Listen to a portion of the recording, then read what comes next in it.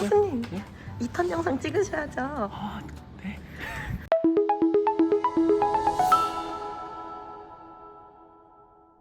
안녕하세요. 저는 여러분들의 가령 부분을 긁어드리는 효자손 마케터 AMPM 글로벌 유성수 대리라고 합니다. 반갑습니다.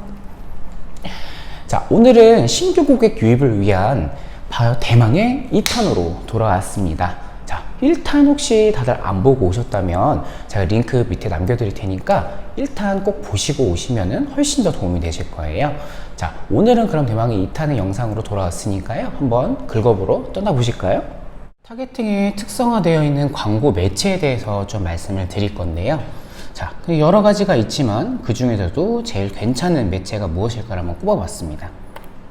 우리가 보는 많은 매체들 중에서도 가장 직관적으로 타겟팅이 되는 것은 바로 밑에 보시는 것처럼 간판 또는 배너가 될 수가 있습니다. 저희가 그냥 지나가는 중에도 어떤 옷가게에서 저러한 90% 뭐 세일이라는 배너가 보인다고 하면 저희는 거기에 들어가서 구경도 하고 또 마음에 드는 게 있으면은 가격까지 또 마음에 든다 하면은 구매를 하게 될 겁니다. 그럼 DA 배너 광고가 어떤 건데라고 쉽게 설명을 좀 드려보겠습니다. 자, 저희가 차를 타고 고속도로를 지나가고 있었는데 고속도로를 지나가다가 옆에 보면은 정말 많은 배너들이라든가 판촉물들을 좀 보실 수가 있으실 거예요. 자, 그러던 중에 자, 땡땡 아울렛에서 땡땡 명품 브랜드를 95% 할인한다라는 문구를 보게 됩니다. 자, 그럼 우리가 생각을 하게 되는데요. 과연 저 아울렛에서 내가 좋아하는 브랜드가 그 할인을 하는구나라고 저기를 가야겠다라고 생각을 하지, 어떤 다른 아울렛에서 그 명품 브랜드가 또 할인을 하나 라고 검색해 보거나 찾아보진 않는다는 겁니다. 딱 직관적으로 저기 가서 사야지 라는 생각을 하게 만들게 되는데요. 자, 그럼 배너라는 거는 누군가에게 딱 직관적으로 타겟을 해서 꽂힐 수 있도록 할 수 있는 게 DA 배너 광고인 거고, 자, 우리가 봤던 그런 길가에서나 배너는 정말 불특정 다수에게 우리의 상품이나 서비스를 보이게 하는 효과가 있어요. 자, 즉 이커머스 시장에선 그런 배너 광고라는 거는 일단 타겟팅, 즉 필요한 사람들에게만 이제 노출을 시켜서 보이겠다는 거예요. 그러니까 광고 비용이라는 건 사실 한정적으로 비용에서 광고를 진행을 하기 때문에 광고 비용이라는 건 한정적인 안에서 굳이 필요 없는 사람들에게까지 노출을 할 필요가 없잖아요. 그렇기 때문에 우리 제품이나 서비스를 이용할 만한 사람들에게, 고객들에게만 보여주고, 자, 그것을 어떻게 어그로가 끌려서 어떻게 매혹적으로 다가오게 할 수 있을까, 이게 가장 핵심인 거고요. 자, 또한 우리의 잠재적 고객을 속성으로 정의한다는 부분에 있어서 이걸 타겟팅이라고 하고 있어요. 그러니까 즉 DA 광고가 타겟팅의 핵심이라는 부분을 말씀을 드리는 거고요. 우린 타겟팅의 유형이 있어요. 제가 1탄에서도 간단히 설명을 드렸겠지만, 우리 물건이나 서비스를 어떤 사람들이 살지에 대해서 세세하게 생각을 해보라고 말씀을 드렸잖아요. 자, 제가 뭐 여성분들이 많이 사용하시는 립스틱을 판매하는데 성별은 뭐 남자들한테 보여줘도 큰 효과는 없을 것이고요. 또 명품 화장품이면은 특히나 10대, 20대들보다는 한 3, 40대를 겨냥해서 훨씬 더 구매력이 있는 사람들에게 노출을 시키는 게 훨씬 더 효과적이겠죠. 제가 페르소나를 만들어 보라고 말씀을 드렸었어요. 혹시 기억이 안 나시면 1탄을 꼭 보고 오세요. 관심사. 자, 관심사가 어떤 사람들에게 타겟을 할지에 대해서 체크를 한번 해보는 건데요. 자, 이거는 우리 소비자들이 웹서핑을 했던 과정이라든가 그런 기록 또는 어떤 컨텐츠를 많이 보고 소비를 하는지에 대해서 이거를 추적을 할 수가 있어요. 그래서 관심사가 뭐 패션 뷰티가 될 수도 있고, 여행이나 레저, 뭐 음식 맛집, 운동, 건강 등등 이런 우리 쪽에 맞는 관심사 타겟을 초대로 추적을 해서 저희가 타겟팅을 할 수가 있고요. 자, 이거는 소비자들이 어떤 컨텐츠를 많이 소비하냐에 따라서 관심사를 유형을 추적을 할 수가 있습니다.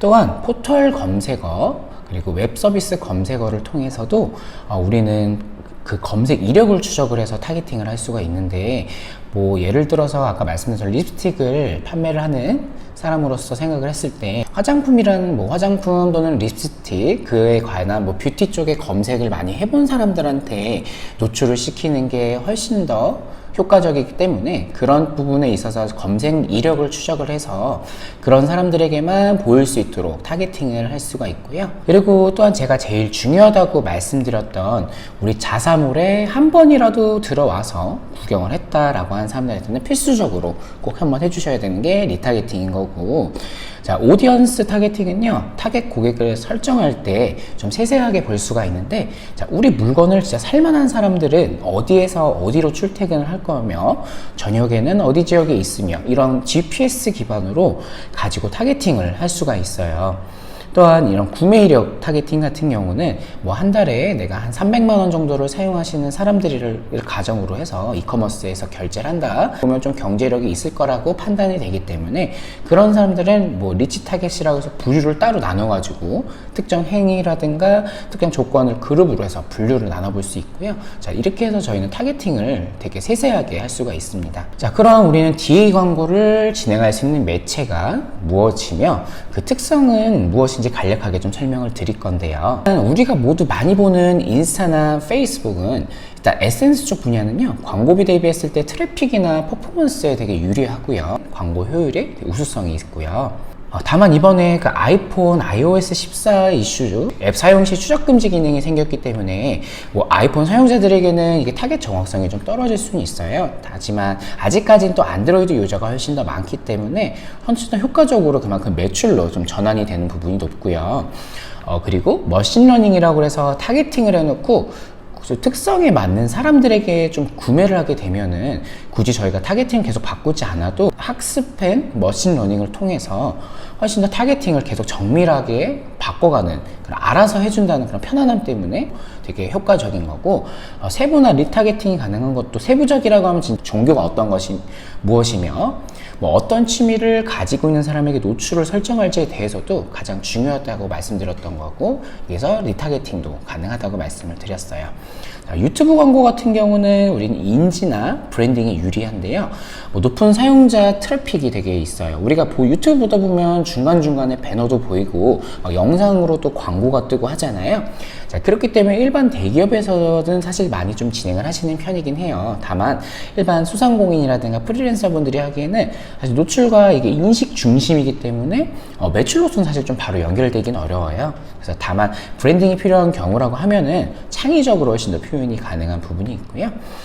구글 애즈 이제 배너 광고 같은 경우는 유튜브랑 같이 좀 묶어서 광고가 진행이 될 수가 있어요. 그래서 특히나 노출 커버리지가 진짜 정말 다양하게 있고요.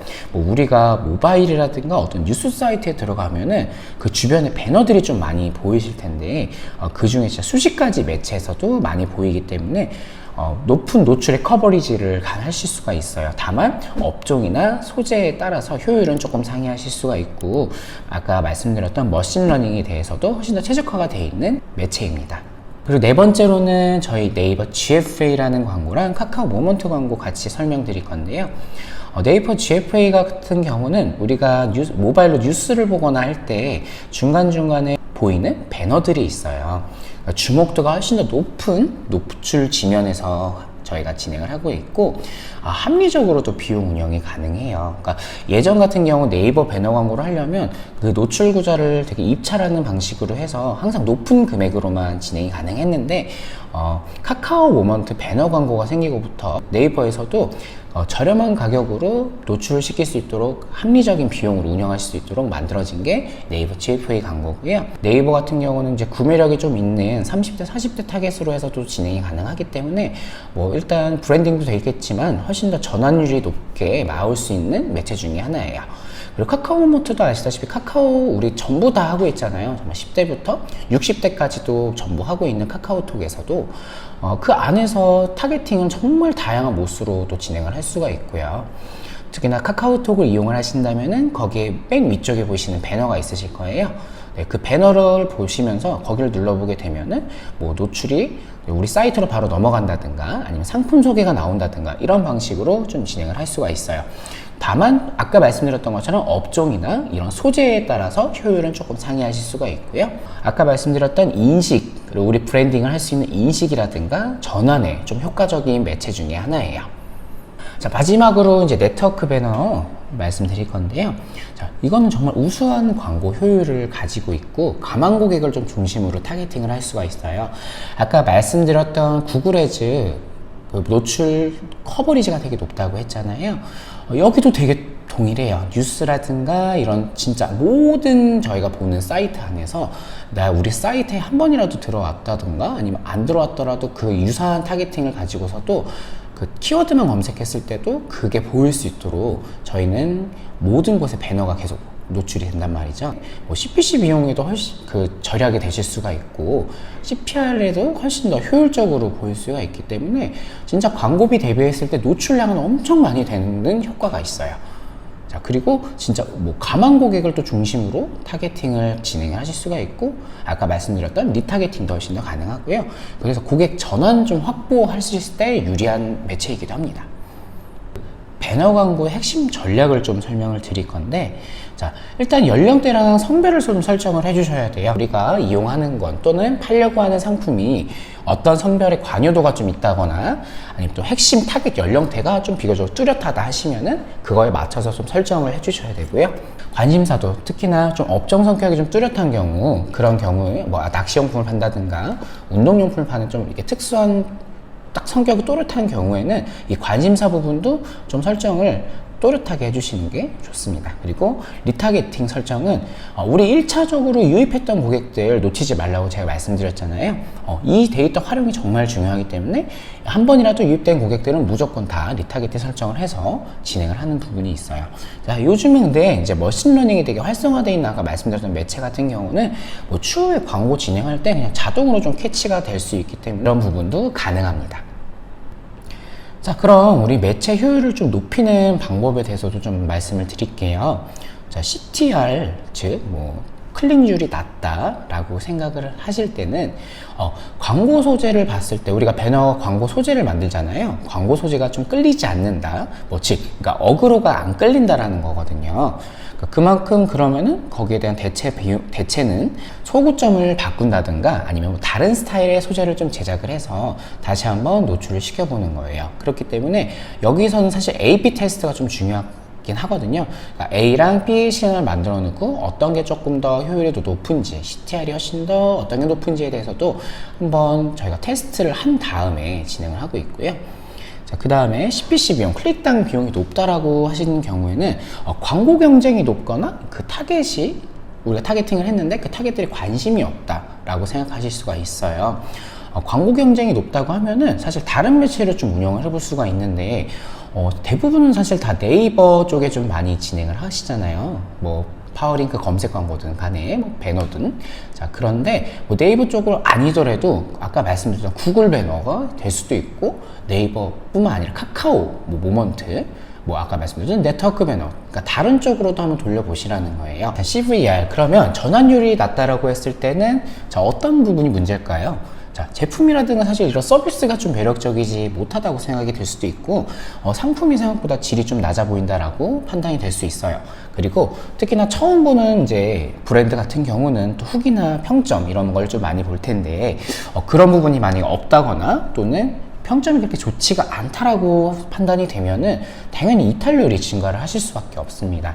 제가 1탄에서도 설명을 드렸겠지만 그 1탄에서도 광고를 집행하기 전에 먼저 해야 될 거는 상품의 질, 그리고 그 상품의 구성 또는 그 상세 페이지를 좀 세세하게 구성을 해 놓으셔야 이탈률이 증가하지 않는다 또는 이탈률을 방지할 수 있다라고 말씀을 드렸는데요. 후기라든가 평점이 좋지 않다거나 그랬을 경우 만약에 이런 전환율이 계속 낮다라고 하시면은 이때는 상세 페이지를 조금 점검을 해주셔야 되고 또는 구매하셨을 때 혜택이라든가 가격 개선 또는 그런 후기도 관리를 해주셔야 됩니다. 그러니까 이제 2탄은 우리 광고 매체 그리고 특히나 조금 특성화되어 있는 매체 중에 배너 광고에 대해서 좀 설명을 드렸습니다. 이걸 보시고서 가려운 부분이 있다던가 또 궁금하신 부분, 만약 우리가 지금 광고를 집행 중인데 뭔가 안 풀리는 부분이 있다라고 하시면은 저희 연락처랑 그 이메일 저희가 남겨드리고 있잖아요. 이쪽으로 연락 주시면은 저희 언제든지 문의에 답변 드리고 있으니까 보시고서 문의 주시면은 감사하겠습니다. 자, 저는 이제 2탄은 여기서 마무리하고요. 우리 3탄은 제가 또 다른 광고 카피 어떻게 해야 훨씬 더 매력적으로 광고 카피를 할 수 있으며 어떻게 진행을 광고 카피를 해야만 또 사람들이 어그로를 끌어서 들어올 수 있을까에 대해서 한번 설명을 드려보도록 하겠습니다. 바쁜 시간 시청해 주셔서 너무 감사드리고요. 2탄은 여기서 마무리하도록 하겠습니다. 감사합니다.